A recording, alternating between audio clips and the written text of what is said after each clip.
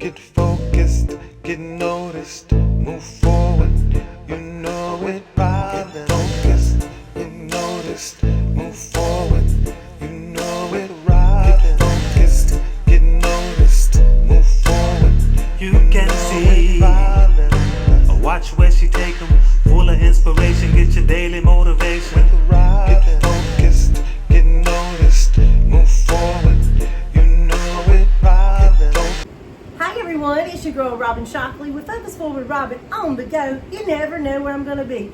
I'm right here coming to you with the Voice of Vision and Truth podcast. It's a community service give back, and what I do is I go around and get interviews with people in the community that tell their story. And not only today are we hearing a story, we're hearing a purpose.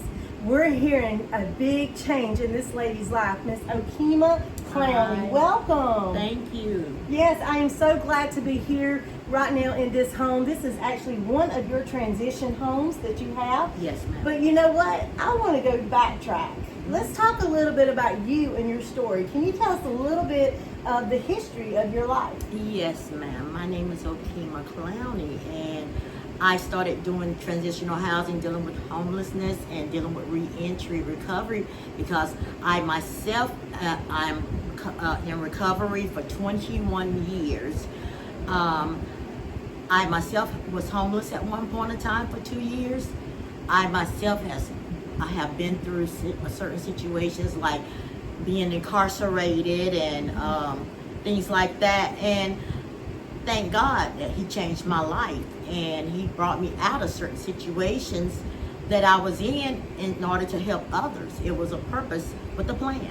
I love it. Now tell us a little bit about some of the history of things that you faced in your life and some hardships that you've had to deal with, because the people that are going to be watching this, they want to know that people are relatable today. Yes, So ma'am. can you tell us a little bit about some of the hardships that you faced in your life? The hardships that I faced in life was, like I said, the homeless situation, not knowing where you were going to go, if there was a bed available at that place at that time when you were out there trying to get somewhere to go, dealing with who you meet up in the streets with, if they had your well-being.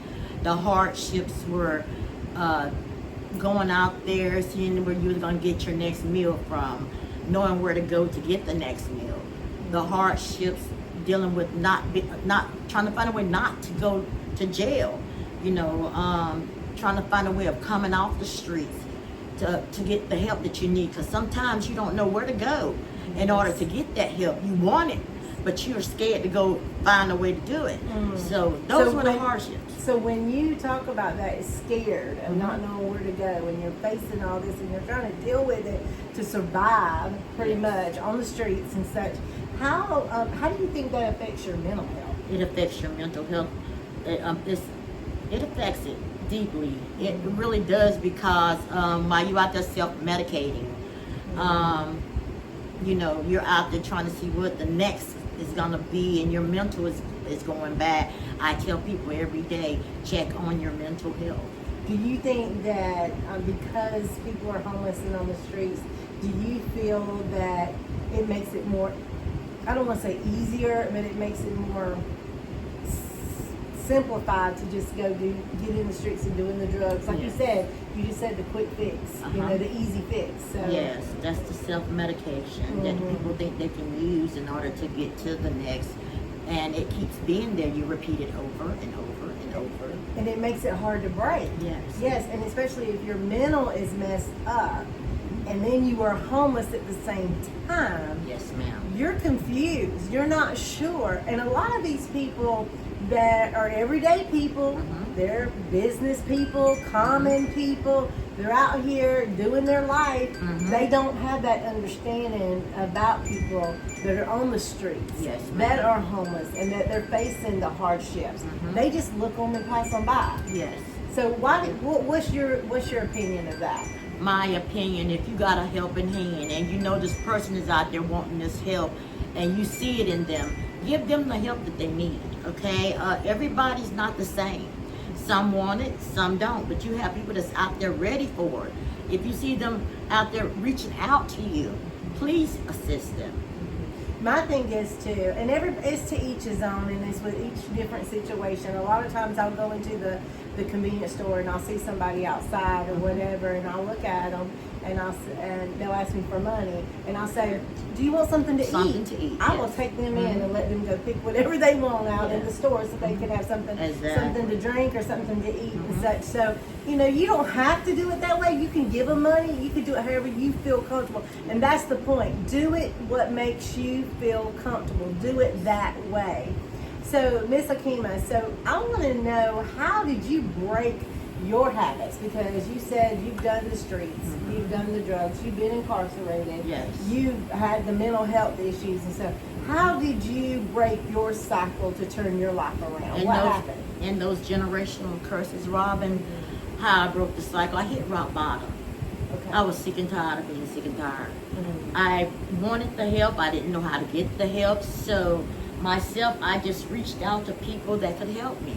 In Greenville, South Carolina right now, there is a lot of help that's out there for people wanting to come out of addiction, homelessness, any situation that you're in. I was one that reached out. Now, I reached out for that help, but I also ended up incarcerated. I had an old warrant on me, and I had to go sit down for a little bit. That being said, when I came out, I asked myself, wow, I don't want to go back to these streets.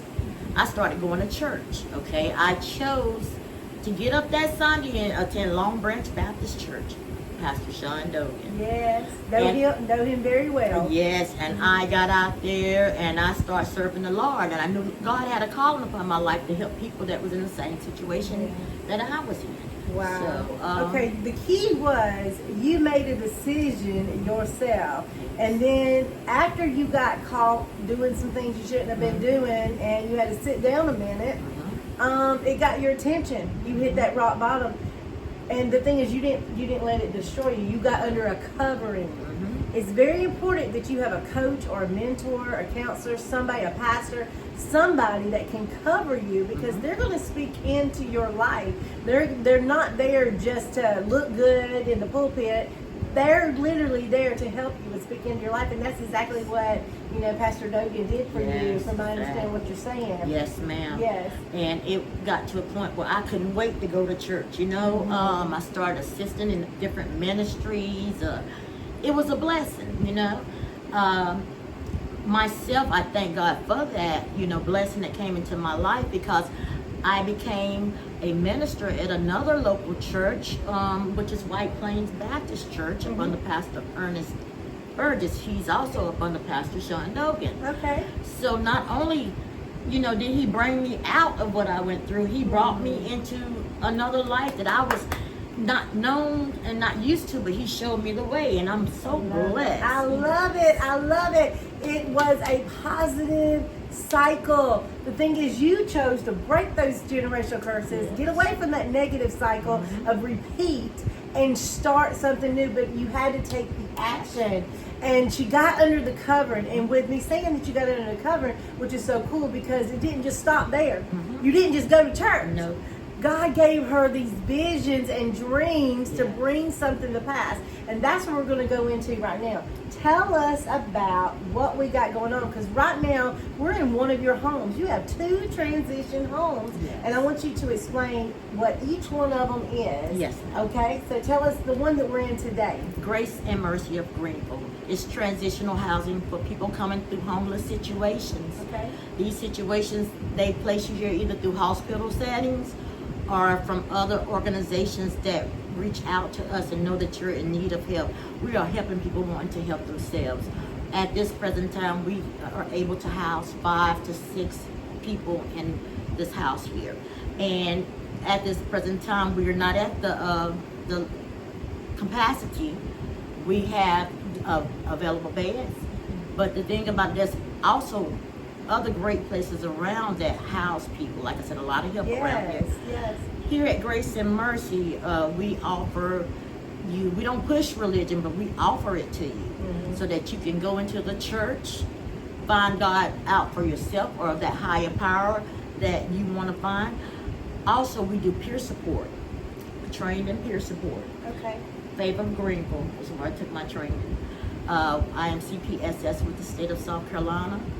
And I mean, it's a blessing, Robin. It is. I love it's a this. blessing. Oh my gosh, that's so cool. So with this particular location that we're at, and you have empty beds, what are the requirements to be able to come stay in this home? Well, we do an assessment, just Okay. like everywhere else.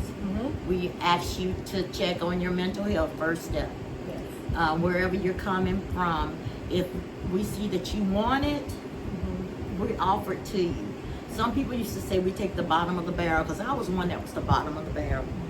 Misunderstood, okay? But I thank the God. misfit. I was the misfit. Yes. I totally get that. And I thank God for everything that He has brought me through, because I can relate to these people, you know. I can show them and guide them and teach them the way that's a more understanding to them. You You know? made a statement earlier off camera where you said you like taking in the ones that nobody wants. Yes. I want And that's pretty special to me because, you know, that's why I go and serve community. I go to places that people don't want to go to. Yeah. I go to places that help see something in somebody, and I see the potential within them so they can find their purpose and they can be passionate with it. And what you're doing is you're helping give people a purpose, giving them life to continue on, and you're giving them that opportunity. Now, how long were they allowed to stay here? Here, about the way we're set up with the county, they're allowed to stay here up to 2 years. Wow. But most people within 30 to 90 days start climbing up to doing what they need to do. Okay. We also, by the church, we have a closed closet at the church. We offer them job placement. We offer them transportation if needed. You know, most of them find jobs close to the house. It's amazing. That's you know. awesome. Now, this is just one of your homes that you have. Tell us about this other one that you have. Live Again, nonprofit organization. We house people coming through reentry, recovery as well. Okay. Live Again, it's amazing.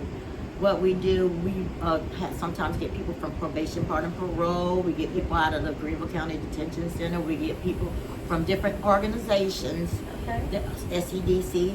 We house these people. We're just getting this site back up, and it's amazing. For what people want to know, we help them with job placement. We help them get Now, to... is that one for men and women too?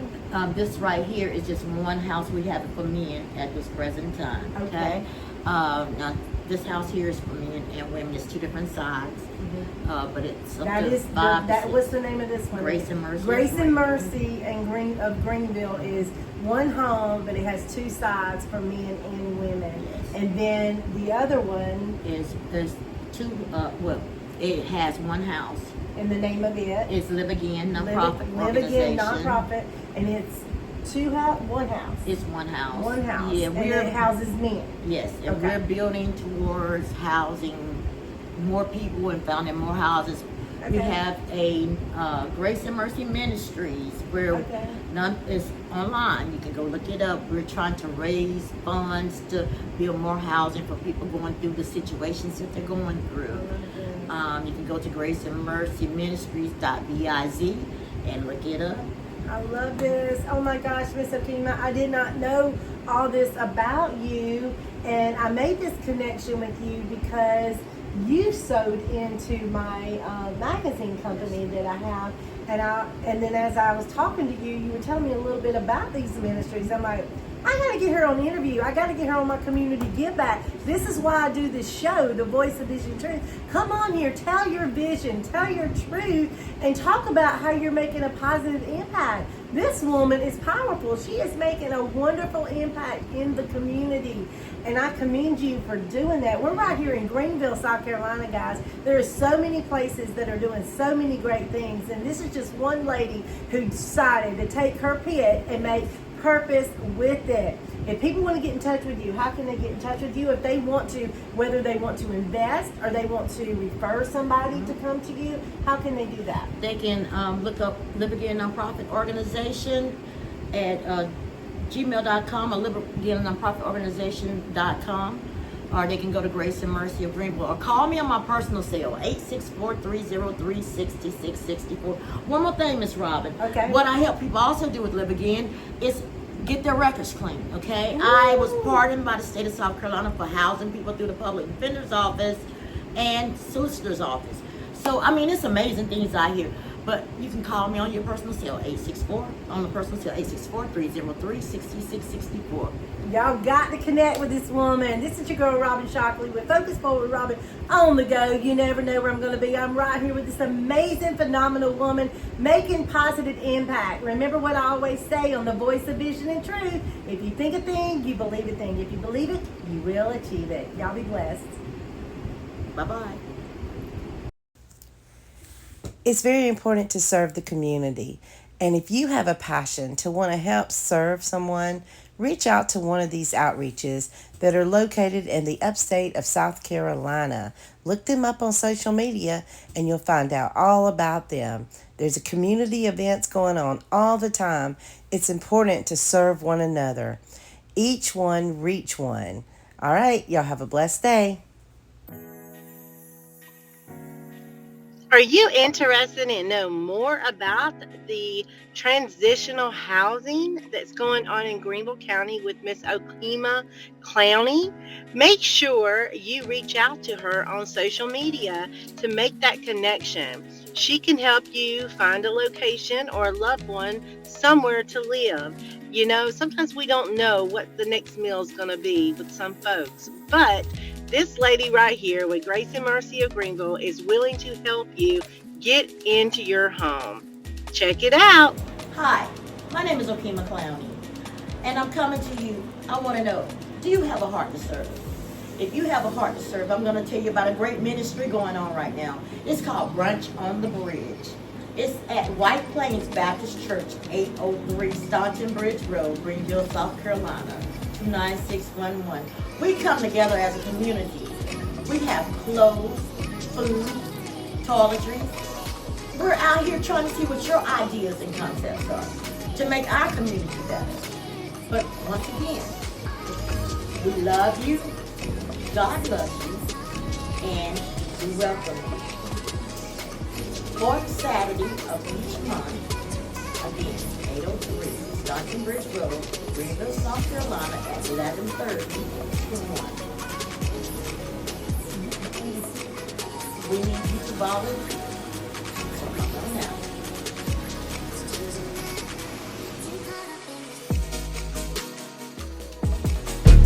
You know it, Robin. Focus, you notice, move forward.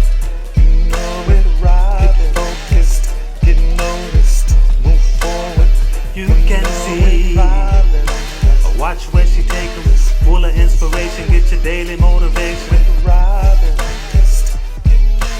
Do you have a story to bring positive impact of change to the next generation or even this generation? Contact your girl Robin Shockley on all social media platforms to tell your story.